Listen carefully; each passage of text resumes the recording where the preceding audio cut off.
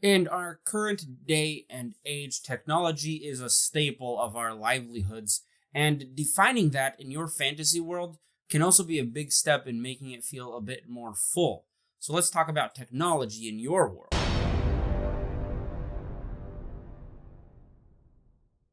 Hey, fellow Game Masters, I'm Richard Quiner, and welcome back to the RPG Daily, your daily dose of all things tabletop role playing games, helping you build your world and master your game. And like I said, today we're talking about technology, how that fits into your fantasy world, and how you can define it a little more clear for you and your players. As we're doing this, I want you to let me know in the comments below what kind of stuff you're including in your world that you're building, so we can talk about technology all together. Technology is something that has a real interesting history in all developing societies and civilizations. We have this habit of making technology that will make our lives easier. When we think about it, the wheel, weapons, irrigation, all those kind of simple tools that we've come up with over the millions of years humanity's been alive has been to make our lives a little bit easier. And because of that, we were able to make more tools and more things to make our lives easier.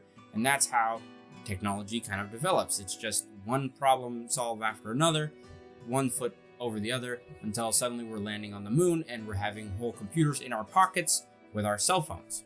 So the question I would like to ask, and this is what we're here to solve, is how does the technology development in your fictional fantasy world influence the world around it, and how can that help you tell your story a little better? And to do that, we're going to just ask some questions and talk about technology in fantasy settings and how we can relate them to our modern day technology. The first question we want to ask or answer about our worlds is how familiar is the technology to real life? When you compare technology in a fictional world to real life, either through explanations at the game table or through written explanations, it makes it a little easier to grasp for the players to make that bridge. In one of my games, I had a vehicle and I just described it as a van, and that made a lot of sense for the players. Was it super fantastical and intriguing? No. It was just very mundane and basic, but I think it got the point across and they could understand that in this world, they could have flying vehicles. That's what they could figure out. It's also a good comparison to compare your technology to other fictional worlds. In tabletop games, oftentimes weapons and technology are more compared to medieval time kind of weapons. We have swords, bows, crossbows. You're not really dealing with guns that much. There are rules for guns and gunslingers, but more often than not, those are ignored and not a part of it. Advanced technology is rarely a part of tabletop role-playing games unless you're doing science fiction, which, great. That's cool stuff. I like that. A good way to develop new technology that is relatable to modern day technology and real technology is just to give it a new name.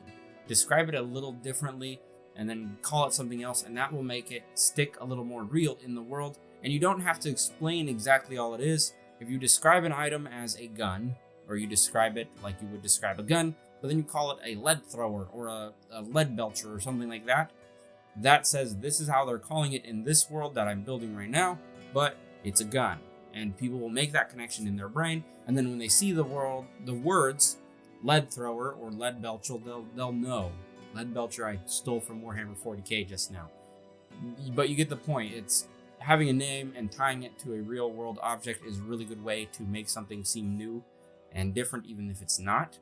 That's one way to do it. But you got to think about how familiar is your technology with the real world. Is it so advanced and crazy and out there that we couldn't even comprehend it? Is it magic, for example? That kind of thing is something you want to know. And if you do come up with technology that is so advanced that it's hard to explain, it's a good thing to draw kind of a bridge between that technology and maybe its precursor. What came before that item? The other question I'd like you to ask yourself is how developed is the technology in your world? In the real world, our technology it's developing very quickly. It wasn't that long ago when the internet didn't actually exist.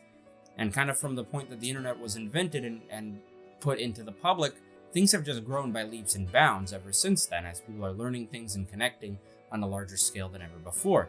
But previous to that, technological advancements were much slower, and it was more of a plodding pace. This is something you can think about for your world as well.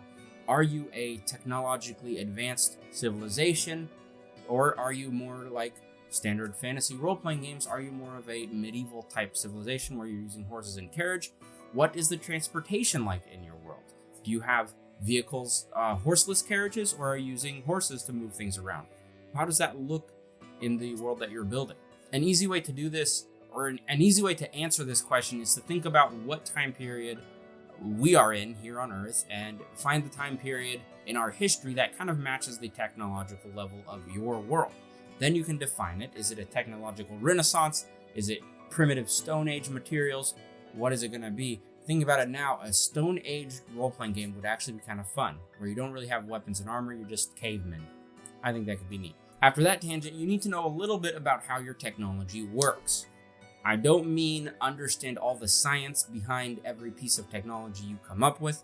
That's not important. That's something that people in the big leagues kind of do, but even then, Star Trek, they created these replicators that make food, that any food you could ask for. Did they explain to us how that worked, how they made the food? No, they just were like, it rearranges the molecules and makes you food. Cool, I accept that as the explanation. That's how it works. Do we have that technology today? No, we don't. But they figured it out. I like it. If you are the type that is more inclined to figure out the actual science behind a piece of technology, that's fine. But if you're trying to come up with something that's so more advanced than what we actually have, in real life, you might find yourself getting stuck if you don't have a full understanding of the science and the engineering involved. And in those kind of cases, I always say it's better to say this is how it works. It's, the battery, the fusion battery powers this thing and it works, rather than get, kind of bogged down in the minute details of it. That's kind of how I think about it, because the more important thing is the story that you're telling with the players and not the piece of technology that you're developing for the world. And the last question that I like to think about, which when I thought about this, it kind of it blew my mind of like, this is actually really interesting. And the question is, how has your technology affected the world around it? Let me put this into some context for you. Technology can impact the world in a lot of different ways. Weapons, more specifically, have the ability to affect borders of countries, ownership of land, world powers. Countries that have better weapons are more likely to have a little more world power and world influence than countries with less advanced weapons. That's kind of where I'm going with this. What country has the highest technology weapon or highest technology, the most advanced technology?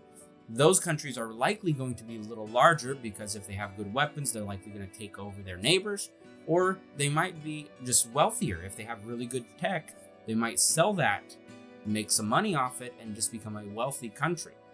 That's what I mean by how does this affect your world. Think about the development of the technology in your world and how it could change the borders and who's in charge of different places. And that might be just a fun exercise for you to think of, like, where's the world powers? Why are they the world powers? What do they have that makes them the world power? I kind of liked that idea. I went with that in my world a little bit. In building the world of Yindir, I had to come up with some interesting ideas for technology in that also would tie into the fantasy world that I'm building. So one thing in mine is the actual technology is relatively primitive. You do have a couple things that stand out as high tech compared to nowadays. Like, I do have the sea elves have ships that can sail underwater, kind of like a submarine, but it doesn't actually use power. It uses the ocean's currents to maneuver itself, much like it's kind of like an underwater sailboat, for example. I have that, but I've also made it so the technological advancement is on the brink of a big jump. The players in the game that I'm running recently found a metal tube with some wood attached to it, which they've agreed it's a gun. It's definitely a gun, but this is the first time any of that's been seen in the world. So they're trying to figure out how to use it. What is it exactly? That kind of thing. But that kind of information could trigger or signify a big change in political situation in the world, ownership of countries. If there's a country that has these guns and they decide they want to take something, they're more likely to succeed than if they just had sticks and rocks. That's kind of the idea behind that. I've also included kind of a distinction between technology and magic, where magic has been used to solve a lot of problems over time. The wear and tear on the world and the understanding of magic is perhaps costing a little too much, where science can come in and try to solve those problems differently. It just takes a little longer to get there. So that's why one of the things is transportation in my world. For long distances and large quantities of things, rather than dealing with large barges and ships, Several entrepreneurial wizards may have figured out a way to do larger teleportation circles to send stuff further distances. The impact that these entrepreneurial wizards have on the world is for the wealthier people in this world. They could afford some teleportation here and there. The world is a lot smaller as they can get from one place to another very quickly, while the poor people might be stuck sailing around on ships instead, which makes their world a lot more larger than it is for the rich people. That's kind of the idea behind that, where I wanted to solve a problem or make a technology that was tied to magic, or show how magic solved this problem already, while they're still figuring out the solution through science and physical technology there. I said technology about 1 million times in this video. I've hoped you've enjoyed kind of this information and the ideas behind it. I hoped it sparked some creativity for you in defining this in your world. I've been Richard. Thanks for watching.